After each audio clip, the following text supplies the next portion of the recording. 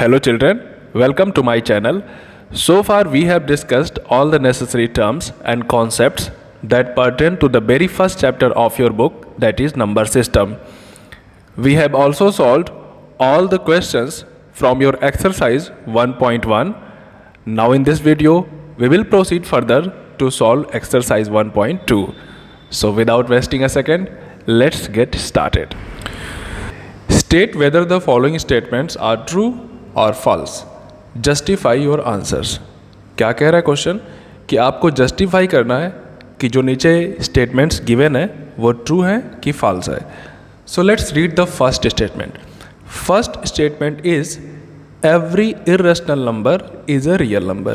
प्यारे बच्चों, आप सबको पता है कि जो नंबर लाइन होता है, इस नंबर लाइन पे जो कुछ भी होता है वो सारा कुछ क्या होता है, रियल होता है.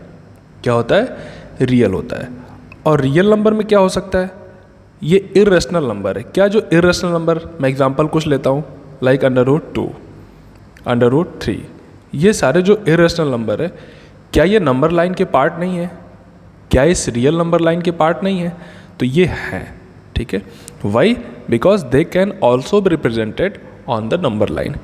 सो all the irrational numbers are the part of real number.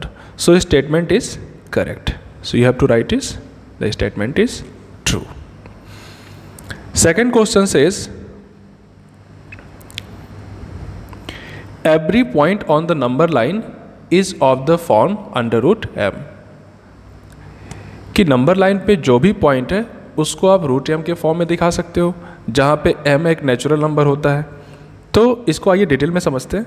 ठीक है. सपोज कि this is a number line.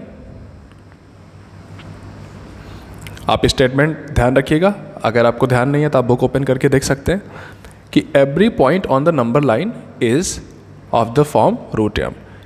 कि इस नंबर लाइन पे जो कुछ भी है उसको आप अंडर √ के फॉर्म में दिखा सकते हैं, जहाँ पे m क्या होगा, कोई नेचुरल नंबर होगा.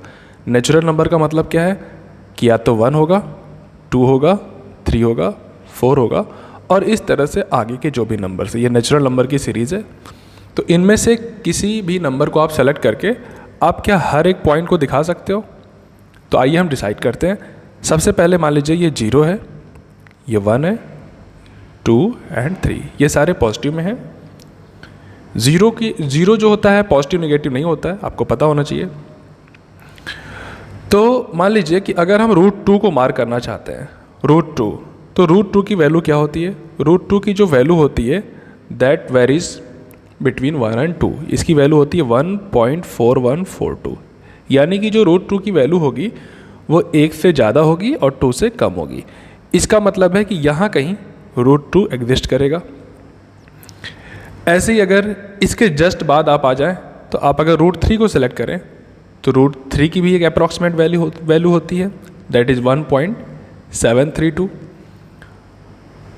तो इसको भी आप यहाँ पे कहीं 1 के बाद और 2 के पहले मार्क कर सकते हैं.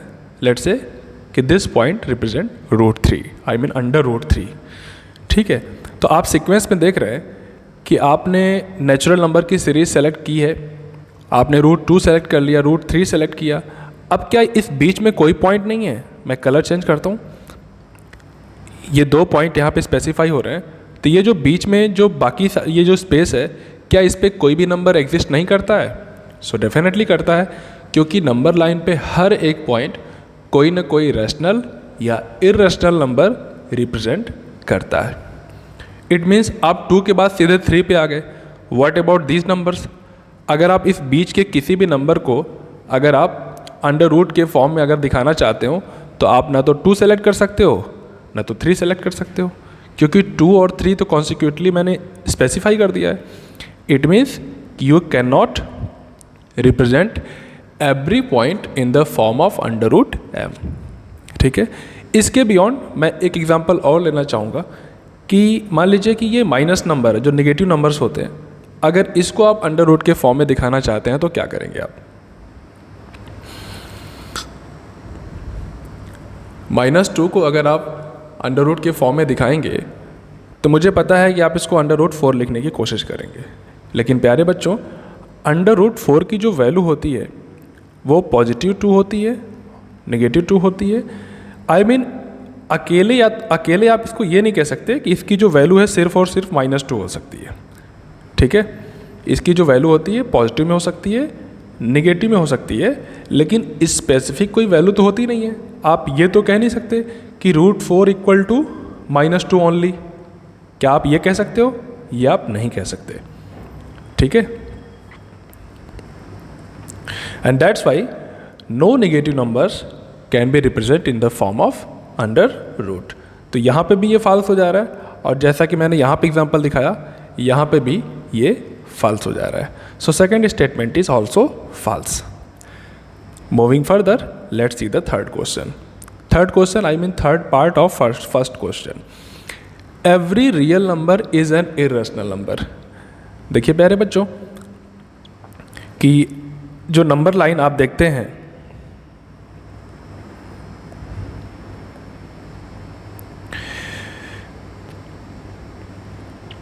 Every real number is an irrational number. कैसे आप डिसाइड करोगे कि ये स्टेटमेंट सही है कि नहीं है? तो आप एक नंबर लाइन ड्रॉ कर लो ऐसे ही समझने के लिए। तो ये इस नंबर लाइन पे जो कुछ भी है वो सारा कुछ रियल है, क्योंकि इसका तो नाम ही रियल नंबर लाइन है। अब इस पे हर एक रियल नंबर इरेशनल होगा, क्या ये ज़रूरी है? बिल्कुल ज़रूरी नहीं है। तो आप कह सकते हो कि no, this statement is false. Why? Because real number can also be rational number, कि जो रियल नंबर होता है वो रैशनल भी हो सकता है और इरेशनल भी हो सकता है।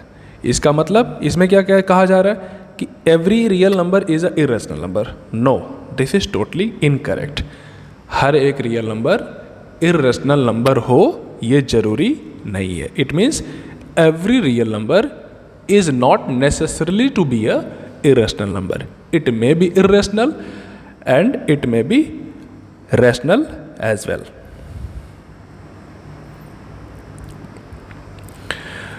Now moving further towards the second question that says कि are the square roots of all positive integer are irrational? कि square root of all positive integers like let's say 4,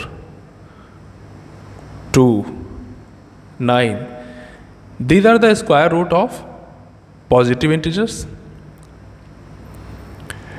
आपको स्पेसिफाई करना है। आप क्वेश्चन देख लें सारे बच्चे कि ये जो अंडर रूट होते हैं पॉजिटिव इंटीजर्स के, क्या ये हमेशा इरेशनल होंगे? आप देखें क्वेश्चन को, क्या ये हमेशा इरेशनल होंगे? तो आप यहाँ पे रिजल्ट देखें। इसकी वैल्यू आएगी 2, इसकी वैल्यू आएगी 3, तो ये तो रैशनल हो गया। √2 की वैल्यू आप p/q के फॉर्म में नहीं लिख सकते, तो ये क्या हो गया? इरेशनल हो गया। मतलब ये है कि आप स्क्वायर रूट अगर पॉजिटिव नंबर्स का इंटीजर्स का सेलेक्ट करेंगे तो ये ज़रूरी नहीं है कि ये हमेशा इरेशनल होगा। ये इरेशनल भी हो सकता है, like in case of √2, √5 it will give irrational result, but similarly in case of under √4 and under √9 you can see the rational result. और इसमें क्या बोला जा रहा है कि हमेशा जो होगा irrational होगा, that is incorrect. तो आप क्या लिखोगे? no. आप इसको एग्री नहीं करोगे, आप इसको फॉल्स कर लो या नॉट लिख लो, जो भी लिख लो। And also you have to give an example of the square root of a number that is rational number. So you can give the example of under √4 that gives the result +2. ठीक है, अगर आप -2 भी select करोगे तो -2 is also a rational number. ठीक है, तो ये हो गया आपका क्वेश्चन नंबर 2। इसके बाद हम चलेंगे क्वेश्चन नंबर 3, जो कि लास्ट क्वेश्चन है आपके इस चैप्टर में। Show how under √5 can be represented on the number line. प्यारे बच्चों, आप देखो यहीं पे नीचे एक सीरीज़ बनी हुई है। इसमें क्या किया गया है मैं आपको मार्क कर देता हूँ। ये देखो 1 यूनिट है, ये √2 यूनिट है, सॉरी ये दोबारा से 1 यूनिट है, और ये जो हाइपोटेन्यूज है यहाँ पे क्या है, इसको हम राइट एंगल ट्रायंगल क्रिएट कर दे रहे हैं। हम ऐसा कंस्ट्रक्शन कर रहे हैं कि जिसमें राइट एंगल ट्रायंगल फॉर्म हो, जिसमें स्मॉलर साइड जो है 1 1 है, तो यहाँ पे क्या क्रिएट हो जाएगा, अपने आप √2 क्रिएट हो जाएगा। कैसे क्रिएट होगा, आइए इसको हम डिटेल में देखते हैं। प्यारे बच्चों, क्वेश्चन नंबर 3 समझने के लिए सबसे पहले तो आपको पाइथागोरस थ्योरम बहुत अच्छी तरह समझ में आनी चाहिए।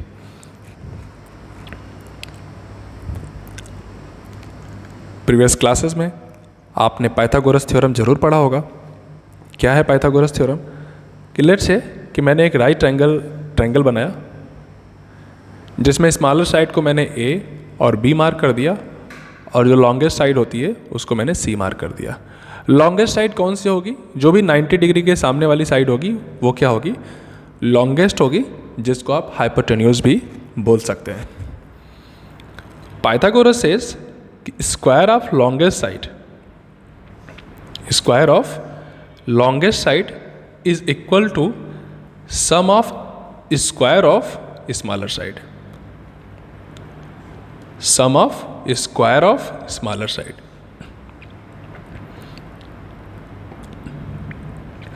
तो अगर आपको C पता करना होगा तो आपको क्या करना पड़ेगा, क्योंकि यहाँ पे आप स्क्वायर हटा रहे हो तो इधर आपको क्या करना पड़ेगा, इन दोनों का अंडर रूट निकालना पड़ेगा। ऐसा करने से आप C को स्पेसिफाई कर सकते हो। ठीक है, तो हम एक्चुअली क्या करते हैं इस क्वेश्चन में, हम इस क्वेश्चन में हमको जो भी वैल्यू दिखानी होती है, मान लीजिए हमको यहाँ पे √2 दिखाना है, ठीक, तो हम क्या करते हैं, हम जानबूझ के हम चाहते हैं ऐसा कुछ करें कि C की जगह पे अंडर √2 आए। इसके लिए हम क्या करते हैं, मान लीजिए बेस अगर 1 है,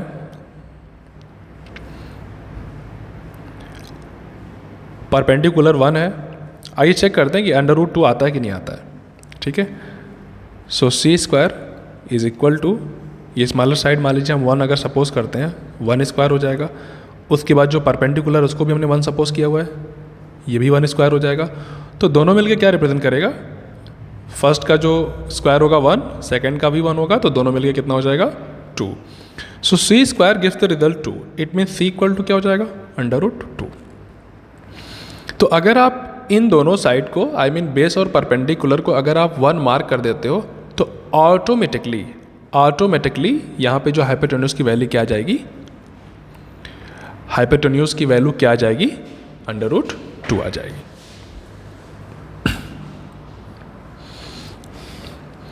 तो इसी को हम यूज़ करेंगे। आइए एक क्वेश्चन हम करते हैं फिर से।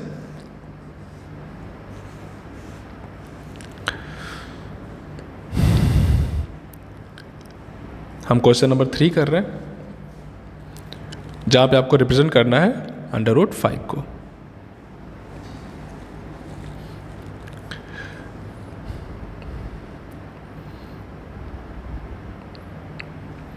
किसी भी नंबर को रिप्रेजेंट करने के लिए आप सबसे पहला काम क्या करेंगे, आप सबसे पहला काम करेंगे कि इसमें से एक कम कर देंगे।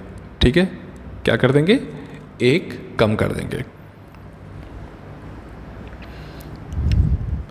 या ऐसे कह लें कि इसको हम 2 टुकड़े में डिस्ट्रीब्यूट कर देंगे, जिसमें एक पीस को हम 1 करेंगे तो 1 को हम 1² भी लिख सकते हैं, और दूसरे पीस को जो भी रिमेनिंग पार्ट है, अगर इसमें से आप 1 निकाल दोगे तो क्या बचेगा, 4 बचेगा, आई मीन 4 बचेगा। देखो मैं कैसे रिप्लेस कर रहा हूँ, इसी √5 को मैंने क्या किया, मैंने 1 अलग कर दिया, और 1 को अलग करने के बाद जो कुछ भी बचा उसको मैंने एक तरफ कर दिया। ठीक है, this is 5 and this is also 5, तो मैंने इसको चेंज कर दिया। ऐसा करने से हमको क्या बेनिफिट होगा, हम 4 को लिख सकते हैं 2², और 1 को तो हम 1² लिख ही सकते हैं। तो हम यही हमारा टारगेट है कि हमको अंडर रूट के फॉर्म में 2 चीज़ों के स्क्वायर के सम के फॉर्म में चीज़ें दिखें। ठीक, तभी हम इस क्वेश्चन को, आई मीन √5 को नंबर लाइन पे रिप्रेजेंट कर सकते हैं। ये मान लीजिए नंबर लाइन है। अब आपको √5 के बारे में सोचना है। तो आपका जो पहला डायमेंशन है, आपको यहाँ पहले मार्किंग करनी है 0, 1, 2, चलिए हम 3 तक कर लेते हैं। तो पहले आपको क्या मार्क करना है, 2 मार्क करना है। मैं कलर चेंज करता हूँ जिससे कि मैं आपको स्पेसिफाई कर सकूँ। आपको पहले 2 मार्क करना है। 2 की लोकेशन कहाँ से कहाँ तक है? 0 से लेके ये 2 तक है। मान लीजिए 0 का नाम हम A रख देते हैं और जहाँ पे 2 है वहाँ का नाम हम रख देते हैं B रख देते हैं। ठीक, दोबारा से क्या करना है, आपको इस B पॉइंट पे एक परपेंडिकुलर ड्रॉ करना है, और परपेंडिकुलर मतलब उसकी लेंथ कितनी रखनी है आपको? 1 यूनिट रखनी है। ठीक है, तो मैं यहाँ पे एक रफ वर्क कर रहा हूँ। मान लीजिए कि आपने 1 यूनिट परपेंडिकुलर ड्रॉ कर दिया। अगर ये परपेंडिकुलर आपको, मान लीजिए आपने लंबा ड्रॉ कर दिया, तो आपको क्या करना है, आपको आपका कंपास यूज़ करना है। कंपास समझते हो, जिसमें एक तरफ नुकीला भाग होता है और एक तरफ पेंसिल लगी होती है। ठीक है, इसको लाओ आप यहाँ पे, ये जो 1 यूनिट है इसको आप ट्रेस कर लो। ये भी 1 यूनिट है, दोनों मिलके 2 यूनिट हो रहा है। तो आप किसी भी यूनिट को ट्रेस कर लो, और ट्रेस करने के बाद इसको आप कट कर लो, जिससे कि ये पता चल सके कि जितनी लेंथ यहाँ से यहाँ तक है उतनी ही लेंथ यहाँ से यहाँ तक है। ठीक है, 1 unit. So A to B कितना हो गया? 2 यूनिट। और B to C क्या हो गया? 1 यूनिट। इसके बाद आप इस AC को ज्वाइन कर दीजिए। ऑटोमेटिकली जो AC की लेंथ होगी वो क्या हो जाएगी? √5 हो जाएगी। ठीक है, ऐसा क्यों होगा? ऐसा इसलिए होगा क्योंकि यहाँ पे पाइथागोरस थ्योरम अप्लाई हो रही है। आप देख सकते हैं कि स्मॉलर साइड यानी कि 2 और 1 का स्क्वायर, 2 का स्क्वायर और 1 का स्क्वायर इक्वल होगा, मान लीजिए कि इसको हम C मान लेते हैं। अभी इसको हम फिलहाल C से रिप्रेजेंट करते हैं। C तो ऑलरेडी गिवन है तो C नहीं लेंगे। मान लीजिए H फॉर हाइपोटेन्यूज हम मार्क कर लेते हैं। तो अगर आपको H रिप्रेजेंट करना है तो आप क्या करोगे? आप इस 1 स्क्वायर और 2 स्क्वायर को क्या करोगे? अंडर रूट के अंदर बंद करोगे। So this is 2 square 4 and this is 1, तो 4 1 कितना हो गया? 5। तो H जो हो रहा है वो किसको रिप्रेजेंट कर रहा है? √5 को रिप्रेजेंट कर रहा है। ठीक है, आइए इसको बेहतर समझने के लिए 1 या 2 एग्जाम्पल और ले लेते हैं, जिससे कि आपको समझने में बिल्कुल भी दिक्कत ना हो। लेट्स से कि मैं √2 को रिप्रेजेंट करना चाहता हूँ, तो आपको क्या करना है? सबसे पहला काम आपको जो करना है वो ये कि आपको उसमें से 1 अलग कर लेना है। ठीक है, 1 अलग करोगे तो इसको आप 1 स्क्वायर लिख सकते हो। अब 2 में से 1 कम हो गया तो बचा कितना? 1 बचा, तो दोबारा से आप इसको 1 स्क्वायर लिख सकते हो। मीन्स इसको आपको सम ऑफ 2 स्क्वायर के फॉर्म में लिखना है, जिसमें से 1 स्क्वायर क्या होगा? 1 होगा, दूसरा जो भी रिमेनिंग होगा। ठीक है, और नंबर लाइन पे क्या करना है? इसको मार्क कर देना है। देखिए, आप स्टार्ट करिए 0 1 2 3।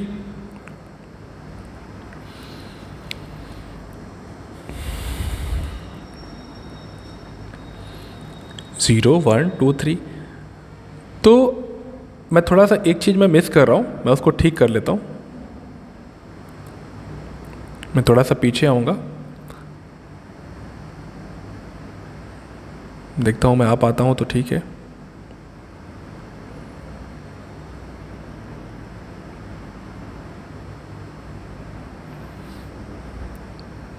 मैं दोबारा से आपको एक्सप्लेन कर दूंगा, एक पार्ट मैंने मिस कर दिया थोड़ा सा।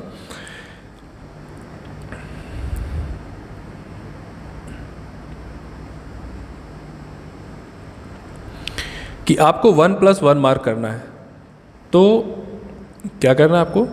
0 to 1 ये जो लेंथ है दिस इज़ 1। आपको इस पे कितना परपेंडिकुलर स्टैंड करना है? आपको यहाँ पे 1 यूनिट परपेंडिकुलर स्टैंड करना है। 1 यूनिट का मतलब यहाँ पे 90 डिग्री फॉर्म करके आपको एक वर्टिकल लाइन ड्रॉ करनी है, जिसकी लेंथ इस 0 to 1 के इक्वल होनी चाहिए। ठीक है, आप कंफर्मेशन के लिए इस लेंथ को क्या कर सकते हो?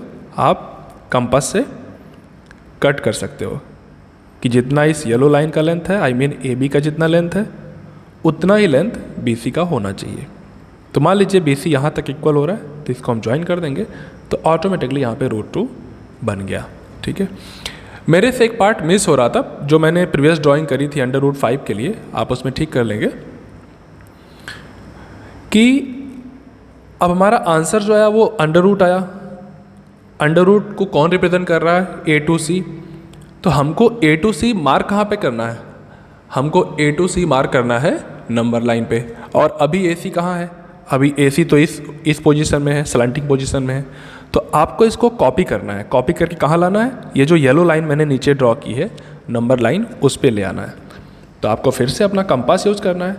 इस कंपास में आपको किसको ट्रेस करना है? ए से सी की लेंथ को क्या करना है? यहाँ पे कंपास रख के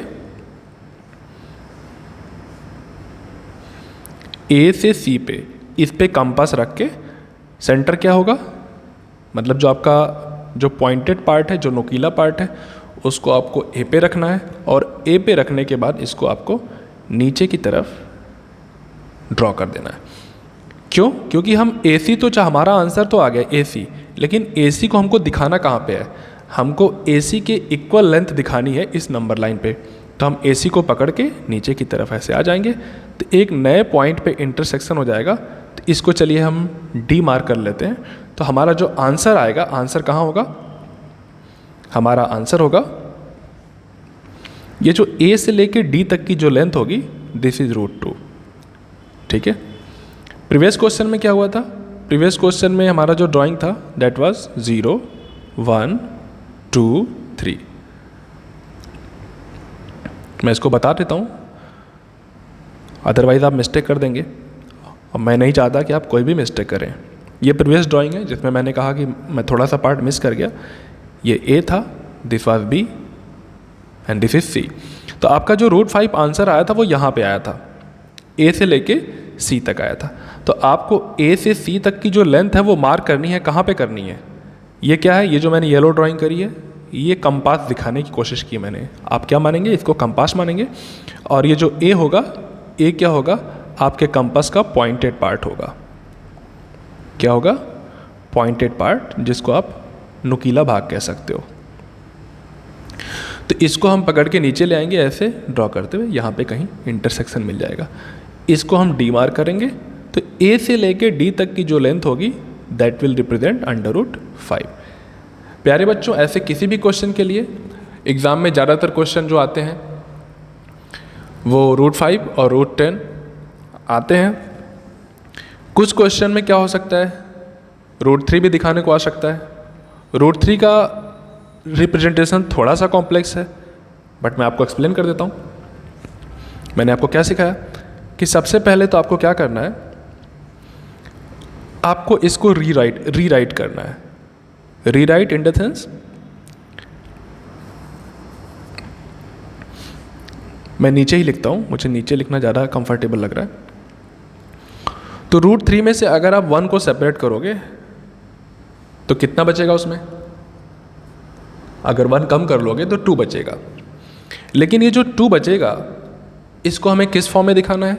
स्क्वायर के फॉर्म में दिखाना है। तो हम क्या करेंगे? हम इस 2 को √2 के स्क्वायर के फॉर्म में दिखाएंगे। इट मीन्स कि आपको पहले क्या दिखाना है? आपको सबसे पहले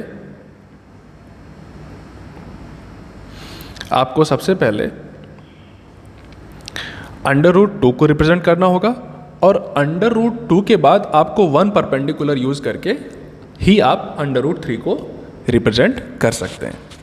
तो इसके लिए √2 कैसे दिखाना है? √2 तो मैंने आपको अभी एलोबरेट किया, ये रहा।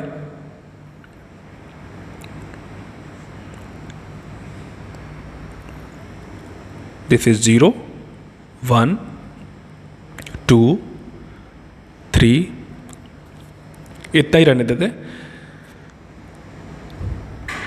तो अब आपको √2 कैसे मिलेगा? √2 तो इसमें कहीं दिख नहीं रहा है। तो √2 को अभी हमने जब रिप्रेजेंट किया था तो हमने क्या किया था? हमने 1 स्क्वायर प्लस 1 स्क्वायर यूज़ किया था। इसकी हेल्प लेके हम क्या रिप्रेजेंट कर पाएंगे? √2 रिप्रेजेंट कर पाएंगे। और √2 की हेल्प ले करके हम क्या रिप्रेजेंट कर पाएंगे? √3 रिप्रेजेंट कर पाएंगे। तो सबसे पहले आपको √2 दिखाना होगा। देखिए 1 + 1, तो आपको इस 1 यूनिट के इक्वल एक परपेंडिकुलर ड्रॉ करना है। परपेंडिकुलर का मतलब यहाँ पे 90 डिग्री बनना बहुत ज़रूरी है। 0 to 1 की जो लेंथ है उसको हम AB मार्क कर लेते हैं। This is AB। और इसको आप अगर ज्वाइन करेंगे तो ये आप सी मार्क कर लीजिए, तो यहाँ पे क्या आ गया, यहाँ पे √2 आ गया। बट हमको √2 तो दिखाना नहीं है, हमको तो रिप्रेजेंट करना है √3। तो हम क्या करेंगे, हम दोबारा से इस √2 को बेस मान के एक और वर्टिकल लाइन ड्रॉ करेंगे। किस पॉइंट पे, सी पे। ये जो सी पॉइंट आप देख रहे हो, सी पे दोबारा से एक हम परपेंडिकुलर ड्रॉ करेंगे। इस परपेंडिकुलर की लेंथ कितनी होगी, ये देखो, √2 + 1 स्क्वायर, √2 का स्क्वायर + 1 स्क्वायर। तो √2 तो स्पेसिफाई हो चुका है, दिस इज √2। और इसके ऊपर आप अगर 1 यूनिट और परपेंडिकुलर ड्रॉ करते हो और इसको ज्वाइन करते हो, मान लीजिए इसका नाम d रख लेते हैं, तो ये जो लेंथ आ रही है a से लेके d तक की जो लेंथ आ रही है, ये क्या होगा, ये होगा √3। अगर इसको आप प्रोसीड करते हो एक बार और, तो आपको क्या मिलेगा, आपको √4 मिल जाएगा। और अगर एक बार और प्रोसीड करोगे तो क्या मिलेगा, √5 मिलेगा। लेकिन √5 के लिए आपको इतना लंबा जाने की ज़रूरत नहीं है, क्योंकि √5 के लिए तो बहुत आसान तरीका है कि आपको 2 + 1 यूज़ कर लेना है, यानी कि मैंने भी करके दिखाया आपको। तो इस सर्कल का यूज़ आप √5 के लिए नहीं करेंगे, काफ़ी लंबा हो जाएगा। लेकिन √3 के केस में आपको इस सर्कल का यूज़ करना ही पड़ेगा। प्यारे बच्चों, आइए मैं आपके बुक से एक फिगर आपको शो कर देता हूँ। This is the figure you can see here. देखो कैसे √1 को बेस बना करके और 1 परपेंडिकुलर यूज़ करके √2 फॉर्म किया गया। This is √2। √2 का लेंथ कहाँ पे है, मैं बता देता हूँ। ये जो P से लेके जो O तक का जो लेंथ है, दैट इज़ √2। अब √2 पे फर्दर एक परपेंडिकुलर और ड्रॉ कर दिया आपने, तो क्या बन गया, √3 बन गया। ये चीज़ है। और ये जो √3 है, इसको आप हवा में नहीं छोड़ोगे ऐसे। जैसे इस केस में जो नंबर लाइन है उसका जो स्लांट है वो ऐसा कुछ है। इस केस में नंबर लाइन कुछ ऐसा होगा। मान लीजिए ये ए है, ये ए नाम रखना नहीं ठीक है, क्योंकि लाइन का कोई एंड नहीं होता है, तो ए नहीं रखेंगे। ये है नंबर लाइन। तो ये जो √3 की लेंथ आ रही है, इसको आप कॉपी करते हैं, ठीक है। क्या करेंगे, ओ से लेके पी तक की लेंथ को कॉपी करेंगे, और कॉपी करके इसको लाके आप इस लेंथ को जो भी होगा इसको आप नंबर लाइन पे मार्क करेंगे, ठीक है। वापस आते हैं अपने ड्राइंग में कि जहां भी आपने √3 दिखाया है,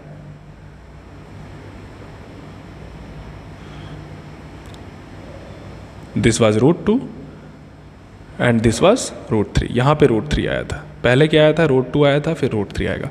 तो मान लीजिए इसका नाम A है, इसका नाम हम D रख दे रहे हैं।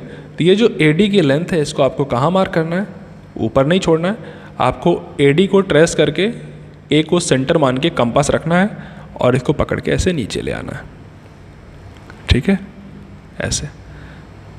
तो ये कहीं पे 1 और 2 के बीच में जाके इंटरसेक्ट करेगा। इस पॉइंट का एक नाम दे देना है। जैसे मेरे केस में मान लीजिए मैं E दे दे रहा हूँ, तो A से E तक की जो लेंथ होगी, दैट रिप्रेजेंट द √3। तो प्यारे बच्चों, ये वीडियो काफ़ी लंबा हो रहा है। इसके बाद जो बाकी बातें होंगी मैं आपको नेक्स्ट वीडियो में बताऊंगा, और उम्मीद है आपको ये सारी बातें समझ में आई होंगी।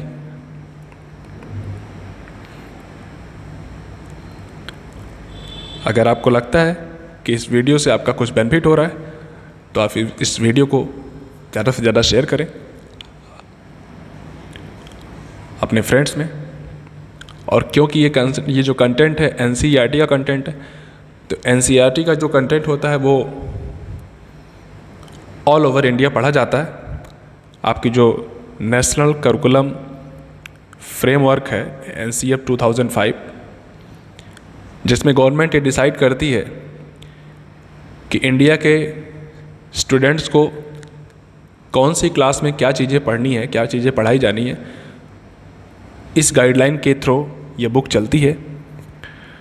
तो आप इसका बेनिफिट ज़्यादा से ज़्यादा दोस्तों तक पहुंचाएं।